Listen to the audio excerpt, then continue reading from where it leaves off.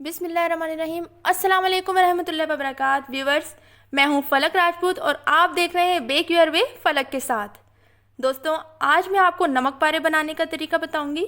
घर पे हम इसको कैसे तैयार कर सकते हैं। अमूमन आपने देखा होगा, जब हम किसी भी मिठाई की शॉप से गुजरते हैं तो उनके जो सबसे करीब वाली आइटम पड़ी होती है ना, वो नमक पारे ही होते हैं, क्योंकि ये मोस्ट सेलिंग आइटम है। तो इसको हम घर पे कैसे बना सकते हैं।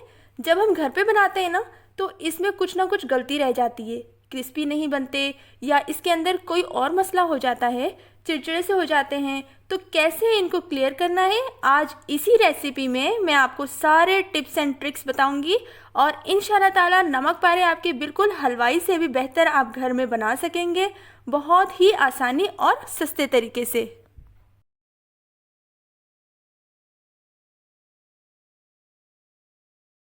सबसे पहले हमने 500 ग्राम मैदा लेना है और इसके अंदर 100 ग्राम घी इसके अंदर शामिल कर देंगे। ये मैंने घी लिया है। इसके बाद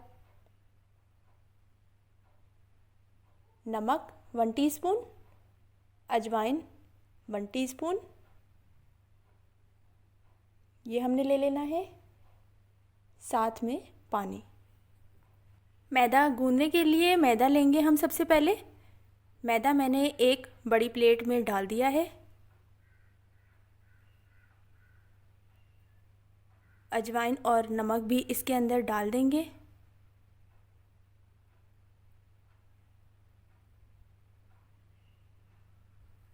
फिर इसको मिक्स करूँगी मैं। अजवाइन और नमक दोनों मिक्स करके इसके अंदर डाल दूँगी घी। प्लीज़ आप घी को मेल्ट करके ही इस्तेमाल कीजिएगा, बिल्कुल हल्का सा। इस वक्त जो घी मैं यूज़ कर रही हूँ बिल्कुल हल्का सा गर्म है, बहुत ज़्यादा गर्म नहीं है, जस्ट मामूली सा गर्म है। तो इससे बहुत अच्छा मिक्स हो जाता है और नमक पारे भी बहुत खस्ता और अच्छे बनते हैं। तो ये एक पॉइंट है, इसको आप नोट कर लीजिएगा कि आप जब भी गर्म घी में बनाएंगे नमक पारे, मैदे के अंदर मिक्स करेंगे ना, तो वो बहुत अच्छे बनेंगे और खस्ता भी बनेंगे। तो सबसे पहले हमने घी को क्या करना है, मैदे में सबसे पहले मिक्स करना। ये मैं मिक्स कर रही हूँ। और मिक्स करने का एक तरीका ये है कि जब आप मुट्ठी में इस सारे आटे को ले लेंगे और मुट्ठी में बाइंड हो जाए ना, वो चीज़ आटा बाइंड हो जाए, सख्त हो जाए, तो मतलब समझें कि हमारा अजवाइन, नमक और घी मिक्स हो चुके हैं। ठीक है, अब बारी है पानी ऐड करने की। तो इसमें मैं थोड़ा थोड़ा करके पानी को ऐड करती जाऊंगी। थोड़ा थोड़ा करके ही पानी डालिएगा, क्योंकि हमने इसको सख्त गूंदना है, टाइट होना चाहिए आटा। ये आटा नरम नहीं होता, तो ख़याल रखिएगा। बहुत थोड़ा थोड़ा करके ही आप इसके अंदर ऐड करेंगे। देखें मैं किस तरह से थोड़ा थोड़ा करके किस तरह से पानी डाल रही हूँ। थोड़ा थोड़ा पानी डाल के ऐड करते जाएंगे। सबको मिक्स कर रही हूँ।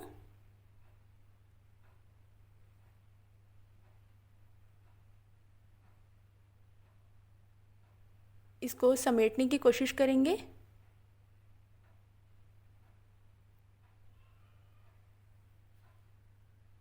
और बस ये नरम नहीं होना चाहिए, और अगर नरम हो भी जाए तो आपका ये आटा नमक पारे बिल्कुल भी अच्छे नहीं बनेंगे, मतलब कि आपके खस्ता नमक पारे नहीं बनेंगे।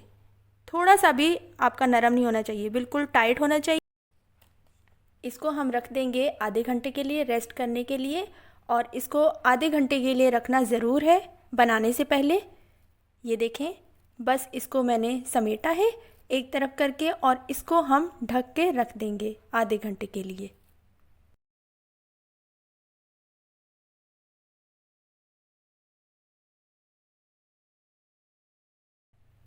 आधा घंटा हो गया है। अब देखिए इसका टेक्सचर। अब आधे घंटे के बाद हमने इसको दोबारा से नीड करना है, क्योंकि आटा हमारा उस वक्त बहुत सख्त होता है कि नीड नहीं हो पा रहा होता। आधे घंटे के बाद ढलक जाता है आटा, तो वो नीड हो जाता है आसानी से। आधे घंटे के बाद थोड़ा सा नीट करना, मिक्स करना ज़रूरी है। और फिर इसके बाद हमें इसके पेड़े बना लेने हैं। मैंने इसके 4 पीसीस किए हैं।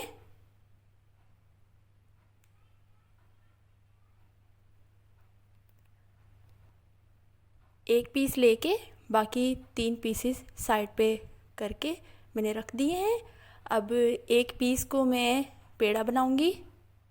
जैसे हम रोटी के लिए पेड़ा बनाते हैं ना, वैसे पेड़ा बना के थोड़ा सा इसको फ्लैट कर दूंगी।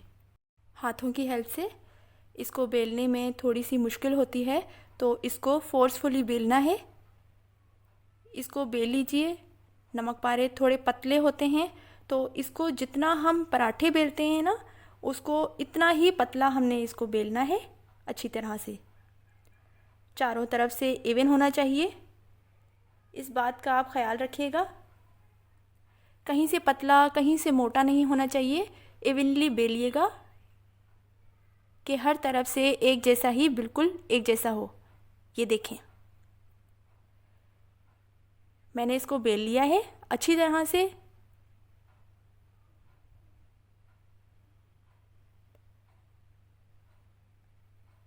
फोर्स तो लगती ही है क्योंकि आटा इसका सख्त है ना, तो इसको इवनली आप पूरे अच्छी तरह से बेल लीजिएगा।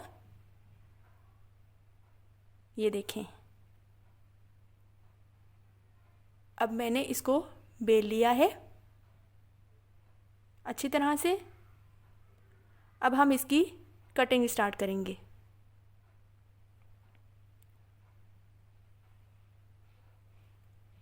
यहाँ पर मैंने लिया है एक स्केल स्ट्रेट।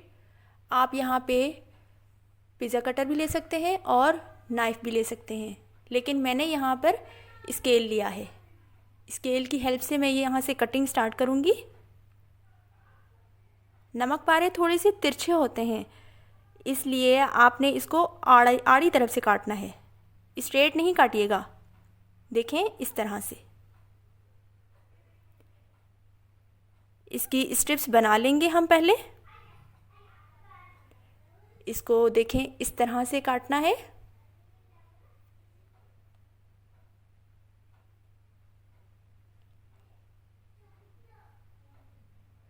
अब इसको क्रॉस की तरफ से काटना है, दूसरी तरफ से। इसका साइज़ आप पर डिपेंड करता है कि आप इसको छोटे काट रहे हैं या बड़े साइज़ के काट रहे हैं। अमूमन बाज़ारी तो बड़े साइज़ के होते हैं, लेकिन मैं घर में छोटे साइज़ के काट रही हूँ।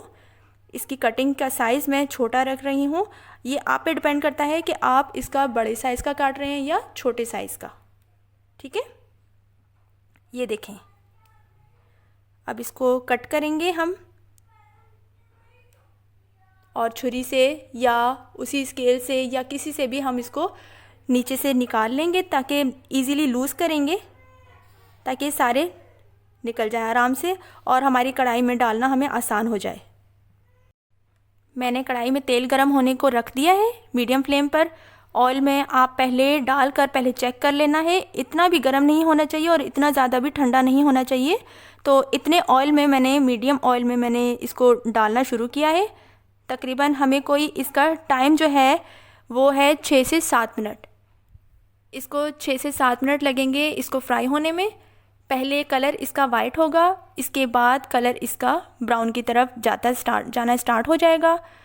तो फिर हम इस नमक पारों को निकाल लेंगे। ये देखें, अभी आप चमचा चलाते जाएं ताकि इसका क्रिस्पीपन बढ़ता जाए। जितना आप चमचा चलाते जाएंगे ना, इसका क्रिस्पीपन बढ़ता जाएगा। अगर आप छोड़ देंगे तो ये बैठ जाएंगे। तो हमने इसको बिठाना नहीं है, इसका क्रिस्पीपन लाना है। तो आप चमचा चलाते जाएंगे और इसका क्रिस्पीपन आता जाएगा। ठीक है, इसको बहुत ज़्यादा डार्क ब्राउन नहीं करना, वरना ये जल जाते हैं। तो अभी देखें, ये हल्का सा ब्राउन कलर हुआ है इसका। तो बस यहाँ पे आके इसको थोड़ा सा हिला जुला के ना, फिर हमने इसको निकाल लेना है। और जब हम इसको बहुत ज़्यादा ब्राउन कर लेते हैं ना, तो नमक पारे हमारे ख़राब हो जाते हैं। और इंशाल्लाह ताला ये इतने क्रिस्पी बनेंगे, इतने ज़बरदस्त बनेंगे ना। ये देखें कितने ज़बरदस्त फूल रहे हैं। और बाज़ार से भी ज़्यादा अच्छे नमक पारे आप अपने हाथों से बना सकते हैं। इसको आप शाम की चाय के साथ भी सर्व कर सकते हैं या बच्चों को आप स्नैक्स की तौर पे भी बना के दे सकते हैं। बहुत ही आसानी के साथ बन जाते हैं। अब आप इसका क्रिस्पीपन चेक करें। ये कितने ज़्यादा क्रिस्पी और कितने ज़्यादा मज़ेदार हमारे नमक पारे तैयार हुए हैं। अभी आपको इसकी फ़ाइनल लुक दिखाती हूँ, इसका क्रिस्पीपन चेक करवाती हूँ। ये देखें बेहतरीन किस्म के नमक पारे बने हैं, कितने क्रिस्पी और कितने मज़ेदार, कितने ज़्यादा क्रंची।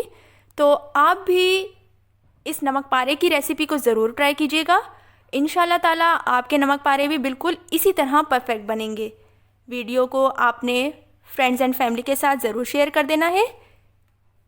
इसके अलावा चिकन की, मटन की, बीफ की, सब्ज़ी की और गर्मियों के हवाले से जूसेस की या फिर मछली की कोई भी आप रेसिपी सर्च करना चाहते हैं तो जस्ट रेसिपी का नाम लिखें और साथ में लिखें बाय बेक योर वे लिखें, ताकि आपको फौरी तौर पर रेसिपी मिल जाए। तो आप इंजॉय करें अपनी कुकिंग को और बहुत सारा ख्याल रखिएगा। बहन भाइयों के साथ इसको शेयर कर दीजिएगा ताकि किसी और बहन भाई का भी फ़ायदा हो सके। इंस्टाग्राम पर मुझे फॉलो कर लें, फलकनाज राजपूत को। अपना और अपने प्यारों का बहुत ज़्यादा ख्याल रखिएगा। मिलती हूँ एक नई रेसिपी के साथ, तब तक के लिए अल्लाह हाफिज़।